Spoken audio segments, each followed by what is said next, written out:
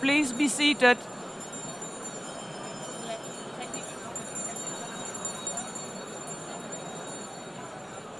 Please be seated.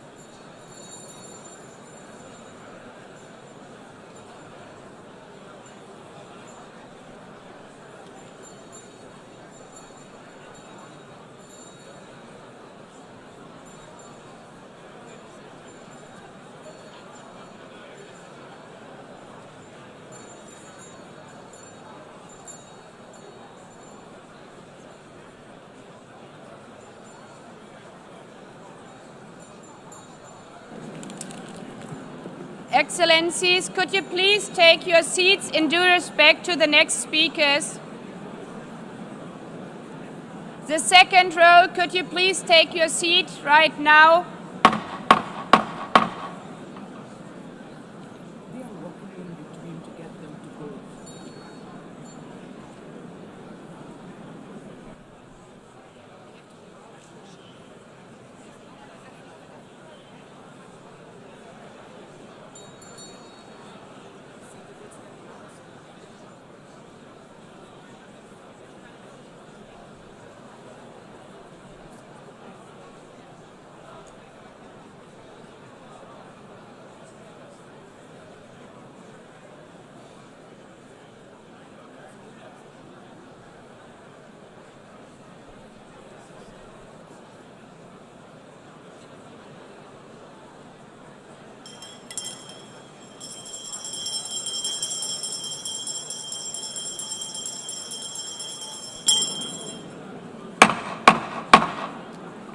Please take a seat now. With due respect to the next speakers, I would kindly ask you, gentlemen in the left row, please take your seats. We will continue.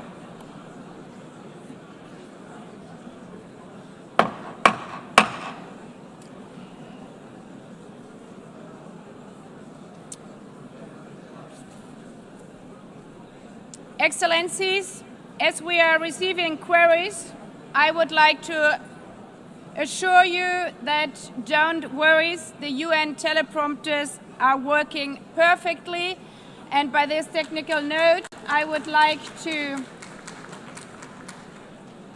call on the next speaker. The Assembly will hear an address by His Excellency Prabowo Subianto, President of the Republic of Indonesia. I request protocol to escort His Excellency and invite him to address the Assembly.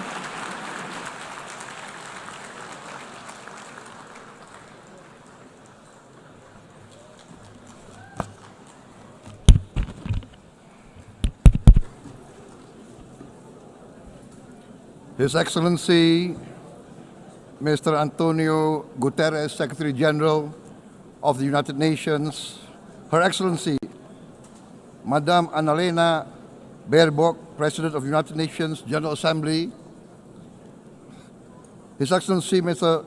Moses Abelian, Under-Secretary General for General Assembly and Management, Excellencies, Heads of States, Heads of Governments, distinguished delegates, ladies and gentlemen. It is indeed a great honor for me to stand in this august General Assembly Hall among leaders and representatives who represent almost all of humanity. We differ in race, religion, and nationality, yet we gather together today as one human family. We are here first and foremost as fellow human beings, each created equal, endowed with unalienable rights to life, liberty, and the pursuit of happiness. The words of the United Nations Declaration of Independence have inspired democratic movements across continents, including the French Revolution, the Russian Revolution, the Mexican Revolution, the Chinese Revolution, and Indonesia's own struggle and journey to freedom. It also gave birth to the Universal Declaration of Human Rights, adopted by the United Nations in 1948. All men are created equal was the creed that opened the way to unprecedented global prosperity and dignity. And yet, in our own era of scientific and technological triumphs, an era capable of ending hunger, poverty, and environmental ruin, we also continue to face today grave dangers, challenges, and uncertainties. Human folly, fueled by fear, racism, hatred, oppression, and apartheid, threatens our common future. My country knows this pain. For centuries, Indonesians lived under colonial domination, oppression, and slavery. We were treated less than dogs in our own homeland. We Indonesians know what it means to be denied justice and what it means to live in apartheid, to live in poverty, and to be denied equal opportunity. We also knew what solidarity can do in our struggle for independence, in our fight to overcome hunger, disease, and poverty. The United Nations stood with Indonesia and gave us vital assistance. Decisions made here based on human solidarity by the Security Council and this Assembly gave Indonesia independence, international legitimacy, opened doors, and supported our early development through the efforts of the United Nations Children Fund, the United Nations Food and Agriculture Organization, the FAO, the World Health Organization, and many, many other United Nations institutions.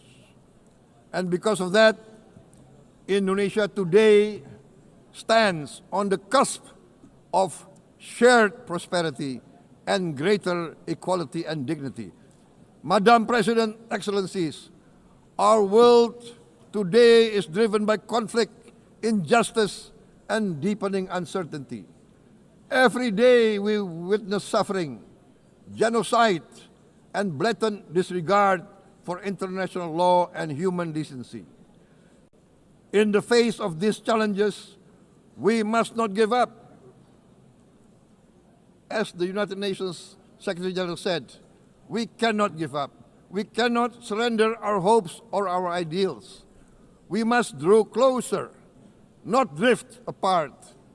Together we must strive to achieve our hopes, our dreams. The United Nations was born from the ashes of the Second World War that claimed scores of millions of lives. It was created to secure peace, security, justice, and freedom for all. We remain committed to internationalism, to multilateralism, and to every effort that strengthens this great institution.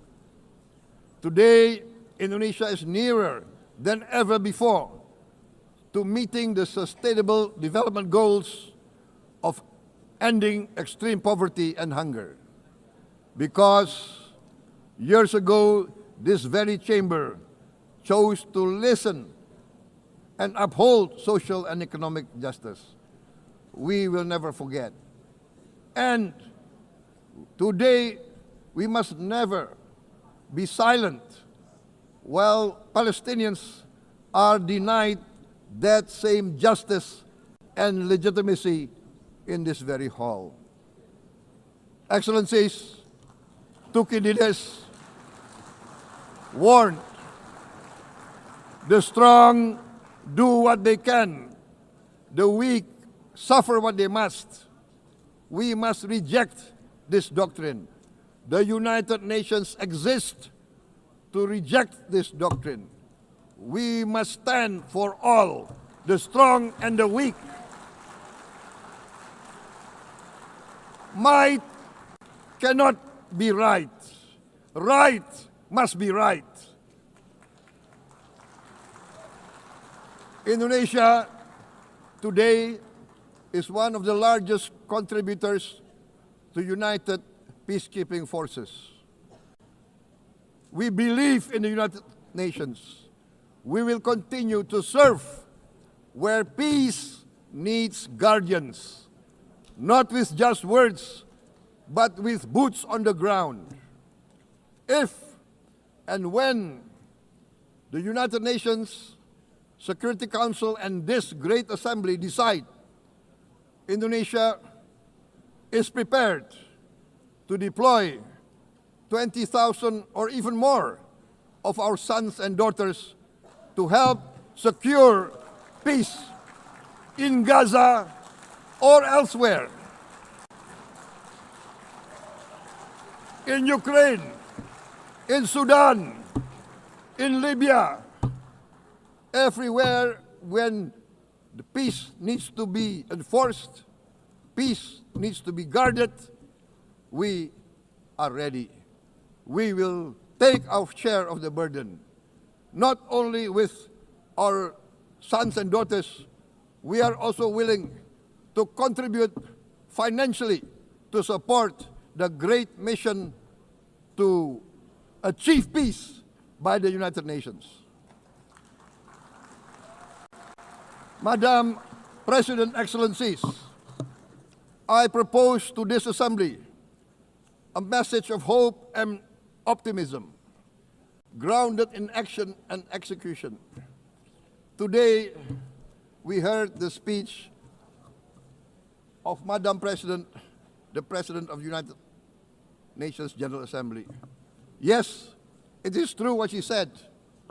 Without the International Civil Aviation Organization, will we be here today? Will we sit in this great hall?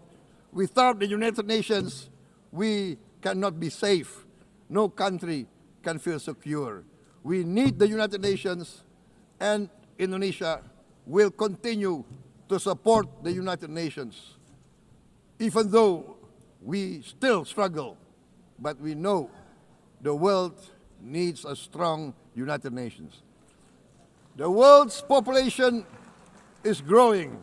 Our planet is under strain. Food, energy, and water insecurity haunt many nations. We choose to answer these challenges directly at home and to help abroad wherever we can. This year, Indonesia recorded the highest rice production and grain reserves in our history.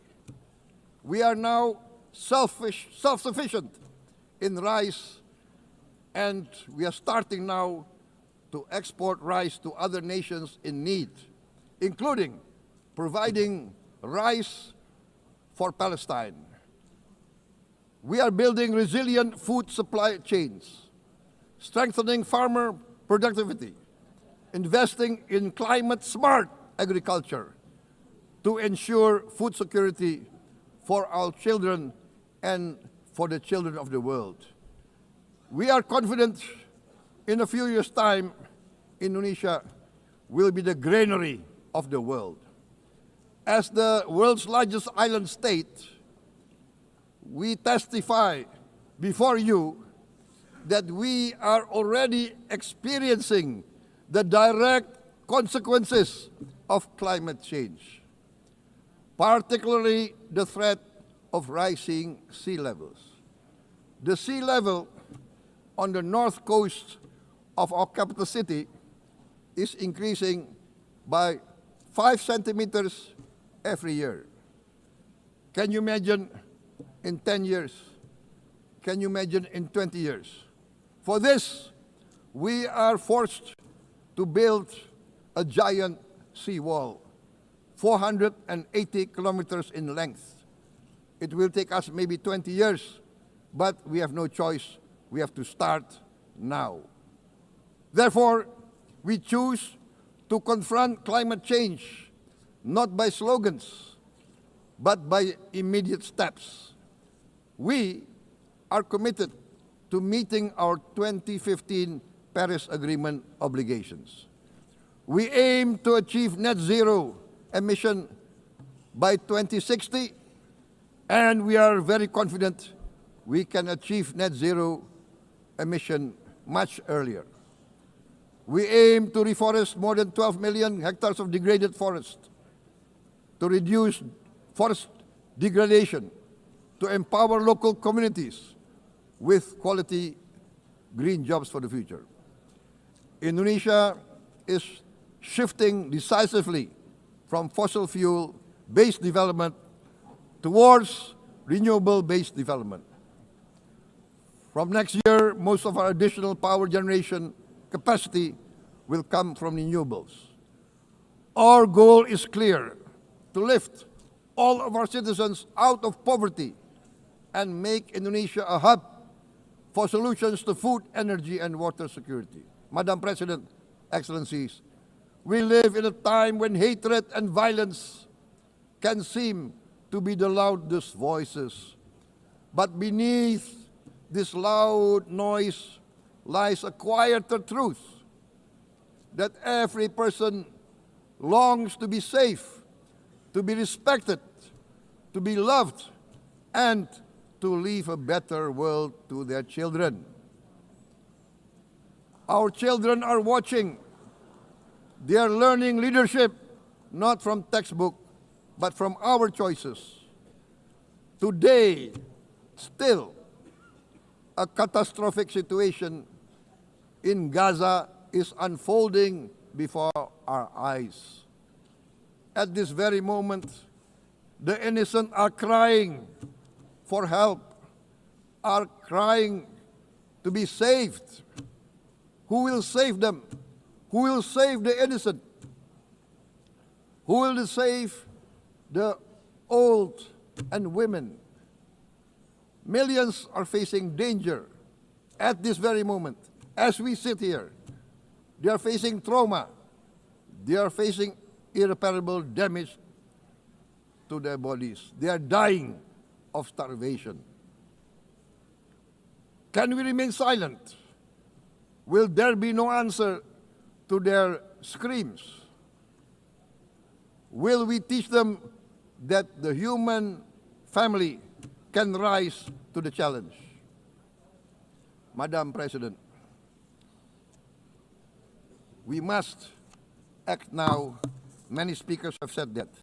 We must stand for a multilateral order where peace, prosperity, and progress are not the privilege of a few, but the right of all.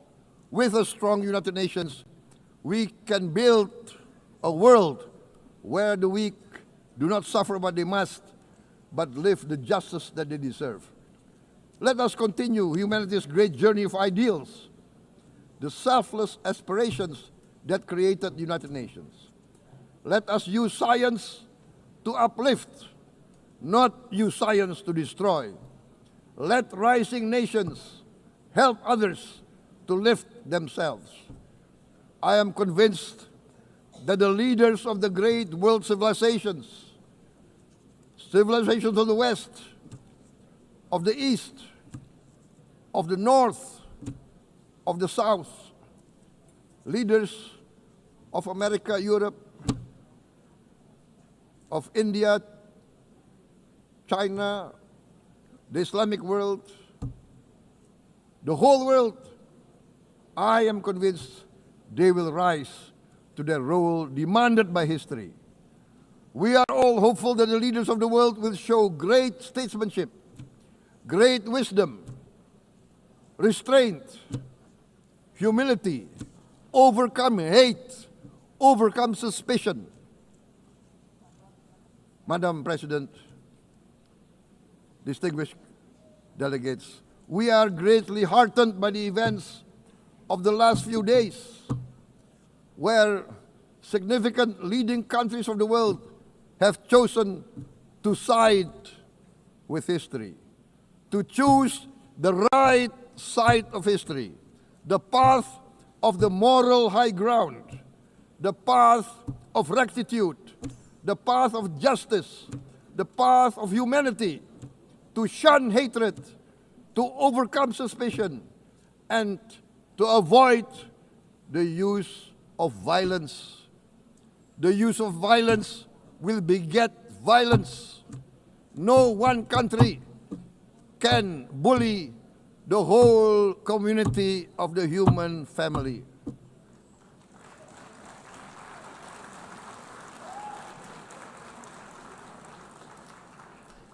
We may be weak individually, but the sense of oppression, the sense of injustice has proven in the history of mankind that this sense of injustice, this sense of oppression will unite into a strong force that will overcome this oppression, that will overcome this injustice. To close, I would like to reiterate again Indonesia's complete support for the two-state solution in Palestine.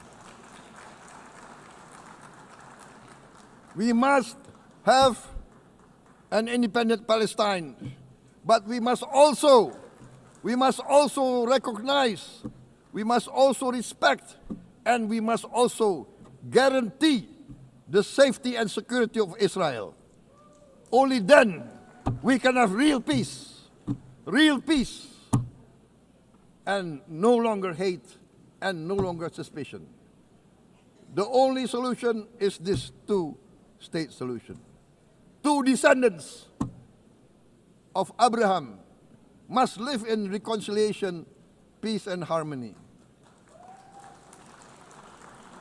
Arabs, Jews, Muslims, Christians, Hindus, Buddhists, all religions, we must live as one human family.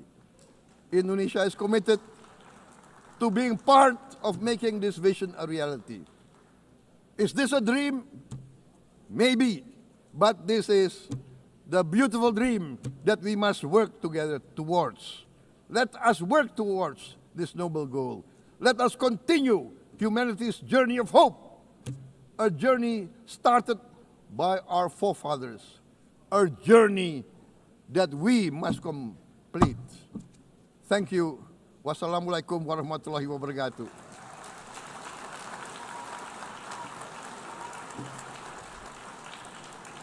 Shalom.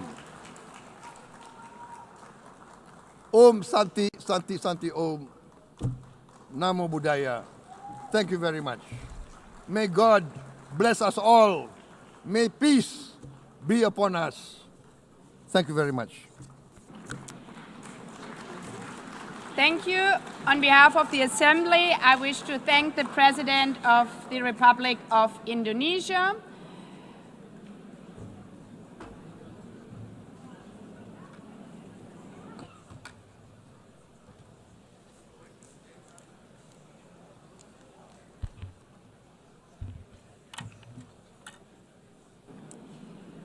The Assembly will hear an address by His Excellency Recep Tayyip Erdogan, President of the Republic of Turkey. I request protocol to escort His Excellency and invite him to address the Assembly.